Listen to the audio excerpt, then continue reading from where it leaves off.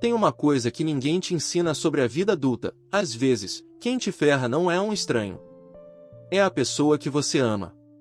E pior, é sua própria família dizendo que a culpa foi sua. Eu sempre fui o cara tranquilo. O que evita briga, que ouve mais do que fala, que tenta resolver tudo na conversa. Talvez por isso mesmo tenham me jogado no papel de culpado conveniente quando tudo desmoronou. Mas deixa eu voltar um pouco.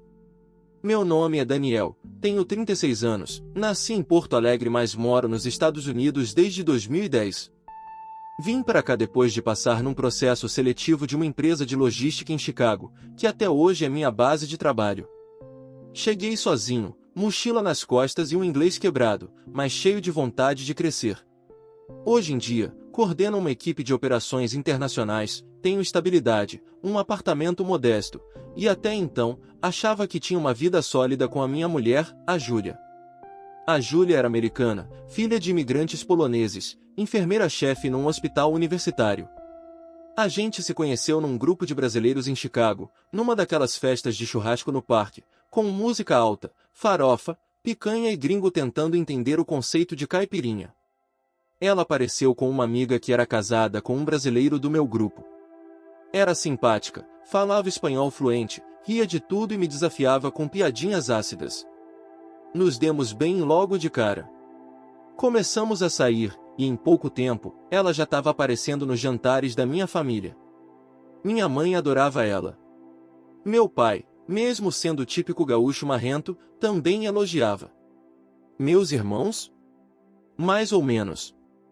Sempre senti um leve desconforto, mas nunca soube se era por ciúme, orgulho, ou só aquele tipo de implicância velada de irmão mais velho. Casamos em 2016, num cartório em Chicago. Sem festa, sem pompa. Eu e ela, 2 padrinhos, e um jantar depois.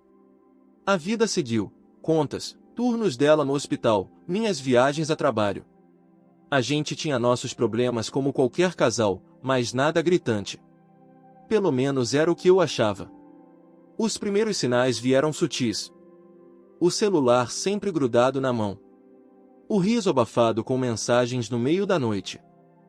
Vou dormir mais cedo que, na verdade, era só ela virando pro lado e respondendo alguém até as 2 da manhã.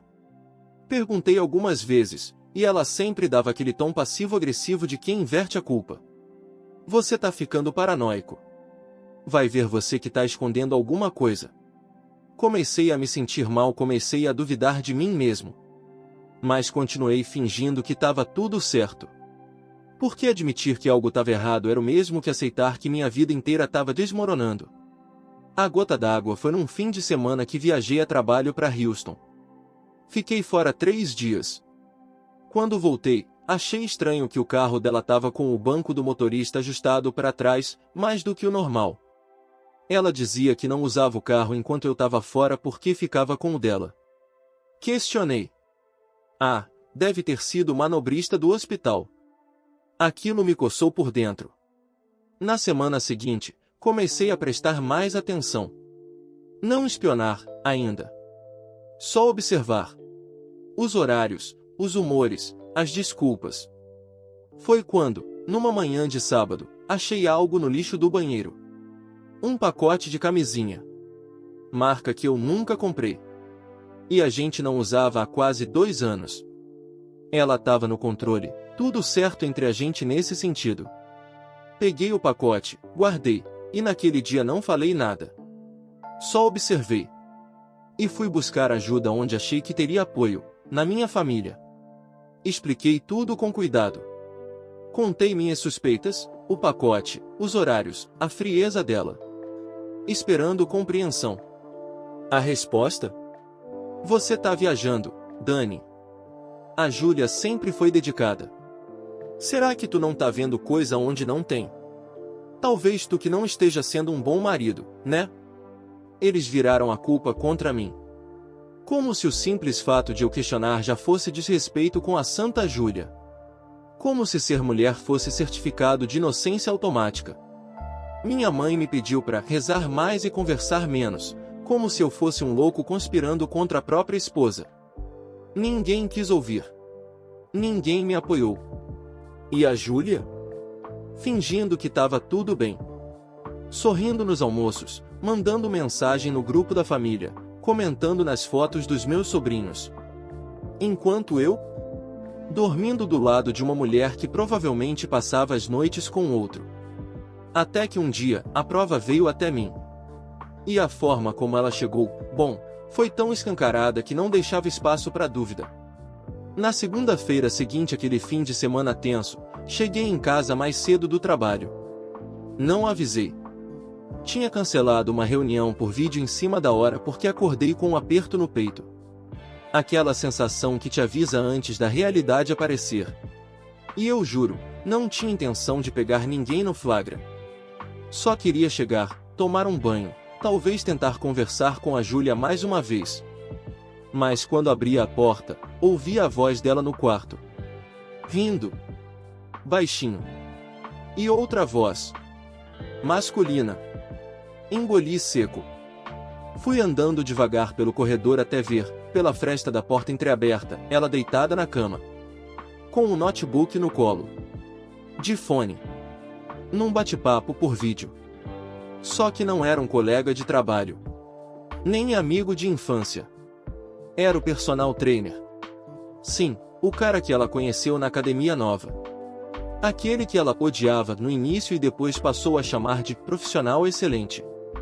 O mesmo que curtia absolutamente todas as fotos dela no Instagram, até as mais velhas. O mesmo com quem ela passou a treinar em horários flexíveis. E ali estavam eles, rindo, flertando como dois adolescentes, enquanto eu me sentia um completo imbecil no corredor da minha própria casa. Fechei a porta sem fazer barulho e saí. Não falei nada. Ainda não. Porque eu precisava mais. Precisava de algo que ninguém pudesse negar. Foi aí que tomei a decisão que mudaria tudo. Instalei discretamente um aplicativo no iPad antigo da casa, que ainda estava logado no mesmo iCloud que o celular dela. Durante 2 semanas, fiquei acompanhando de longe. Prints, áudios, mensagens. Acho que ele desconfia, mas é tão passivo que nem vai reagir. Ele não faz ideia do que rola depois do treino de pernas risos. Você me faz sentir viva. Com o Dani, eu só existia. Com o Dani, eu só existia. Essa frase me acertou como um chute no estômago. Mas ao mesmo tempo, me deu a frieza que eu precisava. Peguei tudo. Organizei por data. Montei um PDF com prints, áudios transcritos, registros de localização, prints de comentários em redes sociais. Um dossiê de quase 40 páginas. E aí fui visitar meus pais. Cheguei num domingo, almocei com eles. Ninguém mencionou a Júlia. Até que, depois da sobremesa, meu irmão mais velho soltou. Você devia tratar melhor tua mulher, Dani. A gente escuta coisas, ela parece tão triste. Pronto. Era minha deixa. Abri o notebook. Legal. Então vamos escutar outras coisas agora. Eles olharam confusos. Eu abri o PDF na frente deles. Página por página. Sem pressa. Prints de conversas com o personal, áudios insinuantes, localização dela em horários que dizia estar no hospital. Minha mãe foi a primeira a reagir. Levantou da cadeira e pôs a mão na boca. Meu Deus! Meu pai ficou vermelho. Isso é recente? Recente, antigo, contínuo. Desde o ano passado. Meu irmão ficou em silêncio. E eu? Eu só olhava para eles, esperando aquela desculpa. Aquele me perdoa, Dani, a gente errou contigo. Mas o que ouvi foi outra coisa. Não precisava expor ela assim. Aí sim. Aí eu vi que não era só sobre mim. Era sobre o conforto emocional deles. Sobre manter a ilusão. Sobre evitar o confronto. Eles preferiam pensar que eu era o culpado. Que eu estava exagerando. Porque aceitar que estavam errados sobre ela, sobretudo, doía mais do que apontar o dedo para mim. Levantei. Vocês fizeram a escolha de vocês. Agora vivem com ela. Saí de lá sem olhar para trás. Naquela noite, Mandei uma mensagem para Júlia com 3 palavras. Vi tudo. PDF anexo. Ela demorou 4 horas para responder. Júlia, podemos conversar? Por favor. Respondi. Conversa agora é com o advogado. E foi. Conversei com uma advogada especializada em divórcios com separação de bens. Júlia e eu tínhamos um contrato pré-nupcial, mas ela ainda tentou alegar instabilidade emocional da minha parte. Só que eu tinha provas. E mais, descobri que o personal trainer, o amante, era casado. Então montei um segundo dossiê. Só com os prints dele e da Júlia. E mandei para a esposa dele. Anônimo. Mais certeiro. No dia seguinte, o cara deletou as redes. E a Júlia? Bom, a Júlia me mandou mais de 30 mensagens ao longo da semana. Algumas implorando. Outras me chamando de psicopata por invadir a privacidade dela. O clássico. E quando achava que já tinha terminado, o inesperado aconteceu, minha mãe apareceu na minha porta. O interfone tocou às 22h07. Era um domingo. Eu tava no sofá, assistindo qualquer porcaria só pra calar o barulho na cabeça. Quando atendi, não acreditei. Sou eu, filho. Podemos conversar. Era minha mãe. Sozinha. Subi o portão e abri a porta. Ela entrou devagar, como se pisasse em vidro. Levava uma sacola na mão. Trouxe sopa. Como se fosse consertar o caos com legumes e macarrão. Sentei no sofá. Ela também. Ficamos em silêncio por alguns segundos. Até que ela soltou. A gente errou contigo, Dani. Eu errei. Fiquei quieto. Não era fácil acreditar que aquela moça, que a Júlia, faria isso. Ela sempre foi tão boa com a gente. Pois é, boa atriz. Ela baixou a cabeça. Teu pai tá em choque. Tua irmã também. Todo mundo tá constrangido. Ninguém quer admitir que julgou errado. A gente se sentiu traído também, sabia? Essa frase me pegou de mau jeito. Vocês se sentiram traídos? Vocês? Vocês viraram as costas pra mim. Fizeram piadinha. Duvidaram da minha sanidade. Me fizeram duvidar de mim mesmo. E agora vem com também fomos traídos? Ela começou a chorar. Só vim te pedir perdão, filho. É só isso. Respirei fundo. Odiava ver minha mãe chorando. Sempre odiei. Tá perdoada. Mas não esqueço. Ela assentiu. Deixou a sopa na cozinha e foi embora. Silenciosa, menor do que entrou. Na semana seguinte, a Júlia tentou que toda ex-pega no flagra tenta reescrever a narrativa. Primeiro mandou mensagem dizendo que a gente se distanciou aos poucos. Depois, que ela estava confusa. Por fim, que eu nunca fui um homem presente emocionalmente. Ri. Alto. Ela queria transformar minha dor em descaso. Respondi uma única vez. Não tenta criar uma nova história. Você escolheu sair. Eu só abri a porta. Nesse meio tempo, o personal trainer foi exposto pela esposa. Descobri por uma amiga em comum, a história correu nos grupos de WhatsApp do bairro. Ele foi chutado de casa, perdeu contratos de treinos particulares e passou a postar frase motivacional com fundo preto no Instagram. A Júlia parou de tentar contato. Mas não sumiu. Fez o que toda pessoa exposta faz, tentou lavar a imagem publicamente. No Instagram, postava stories com legendas do tipo: cuidando de mim. Finalmente aprendendo a ser livre. A verdade tem lados. Nem todo silêncio é covardia. Recomeçar dói, mas cura. Dava vontade de vomitar. Até que um dia ela passou dos limites. Postou uma selfie em frente ao espelho, segurando um livro sobre abuso emocional. Na legenda: nem todo vilão grita. Alguns só te fazem sentir invisível. Me marcaram várias pessoas. Gente do nosso antigo círculo social. colegas do trabalho dela, amigos brasileiros em Chicago. Foi quando eu decidi reagir. Não com escândalo. Não com briga. Com a mesma arma que ela tentou usar, a narrativa. Fiz um post simples. Sem tom de ódio. Só fatos. Não sou de lavar roupa suja na internet. Mas fui marcado em algo que insinua que fui abusivo em um casamento onde a única vítima foi a verdade. Fui traído, desacreditado pela minha própria família, e ainda tentei sair em silêncio. Mas não aceito ser caluniado. Tenho provas, datas, mensagens, prints. Não vou expor. Ainda. Mas peço respeito. Porque já fui longe demais na dor para aceitar carregar rótulos que não são meus.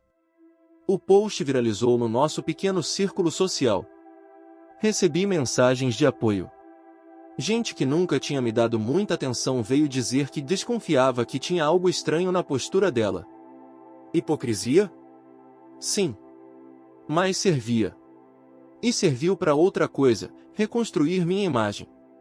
Aos poucos, o jogo virou. Um colega da Júlia, que tinha me bloqueado quando tudo estourou, me mandou uma mensagem. Desculpa ter tirado conclusões. Vi seu post. Se precisar de algo, tô por aqui. A esposa do personal trainer me agradeceu.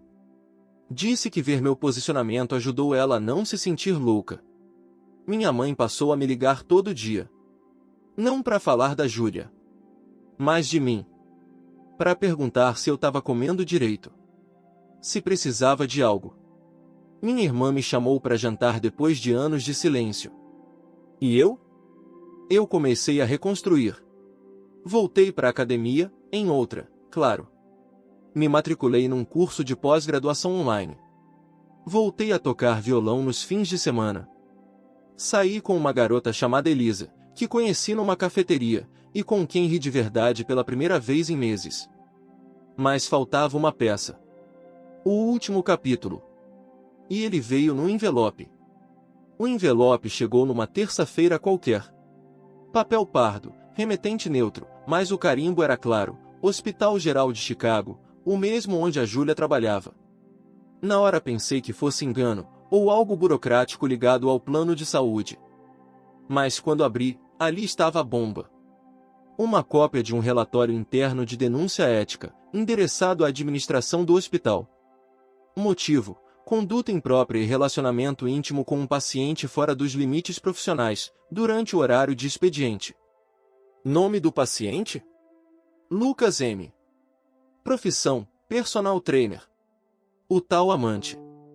O documento descrevia encontros em áreas restritas, mensagens trocadas no sistema interno e até relatos de colegas sobre comportamentos inapropriados entre os dois. A denúncia era anônima, mas detalhada. Minuciosa. O envelope também incluía uma carta, manuscrita, discreta, sem assinatura. Só dizia: ela não só traiu você. Ela traiu a ética da profissão. Achei que você devia saber como as máscaras continuam caindo. Na hora, pensei na ex-esposa do personal. O nome dela era Amanda. Talvez ela tenha descoberto mais coisa e decidiu compartilhar. Ou talvez fosse outra pessoa. Alguém do hospital, cansado de proteger gente errada. Não sei. E nem quis saber. O que importava é que agora eu tinha a peça final. Não usei o documento para me vingar juridicamente. Não fui ao hospital. Não divulguei online. Mas fiz uma coisa simples, cirúrgica, precisa. Imprimi tudo, coloquei num envelope branco, e entreguei na casa dos meus pais. Sem bilhete. Sem explicação. 2 dias depois, minha irmã me ligou. Cara, isso é sério. É. Mas não precisa me ligar para se desculpar. Só lê até o fim. Ela ficou em silêncio. Tá. Eu li. Eu tô com vergonha. Você devia. No domingo seguinte, fui ao almoço em família pela primeira vez desde tudo acontecer. Sentei à mesa, minha mãe serviu arroz como se nada tivesse acontecido. Mas no olhar dela, tinha um peso novo. Um respeito que antes não existia. Durante o almoço, meu pai soltou uma frase simples, mas que disse tudo. Te julgamos mal. E tu teve uma paciência que eu não teria. Respondi. Não foi paciência. Foi sobrevivência. Depois disso, ninguém mais tocou no nome da Júlia. Nem para defender, nem para acusar. Na semana seguinte, soube que ela foi transferida de hospital. Alguns colegas antigos deixaram de segui-la. O personal trainer deletou de vez as redes. Pareciam fantasmas evaporando do meu mundo. Eu segui. Mas com uma certeza, me reconstruí não com gritos, mas com provas. E quem tentou escrever minha história por mim, acabou lendo o fim com a boca calada. Depois que tudo passou, um amigo me perguntou se eu me sentia vingado. Fiquei uns segundos em silêncio, tentando entender o peso dessa palavra. A verdade? Não. Eu não queria vingança. Eu queria justiça. E paz. E, sinceramente, eu consegui os dois. A traição da Júlia me destruiu, sim. Me fez duvidar de mim, me afastou da minha família, me fez andar em círculos tentando entender onde eu errei. Mas quando o caos baixou, o silêncio me mostrou algo maior. Às vezes você não precisa provar nada para ninguém, só deixar o tempo e os fatos fazerem o trabalho por você. Minha família, que me apontou o dedo, hoje me trata com o respeito que sempre devia ter existido. Não porque implorei, mas porque mostrei, com calma, com provas, com dignidade, que estavam errados. A Júlia? Virou história. Não tenho raiva. Não tenho saudade. Tenho aprendizado. E sinceramente, é mais do que ela merece. Hoje sigo minha vida. Trabalho, estudo, toco violão, saio com a Elisa, uma mulher que, até agora, só me trouxe leveza. E isso já é vitória. Mas se tem uma lição que ficou, foi essa. Nunca subestime o silêncio de quem foi traído. Às vezes, quem fica quieto, só tá esperando o momento certo de mostrar quem estava certo o tempo todo.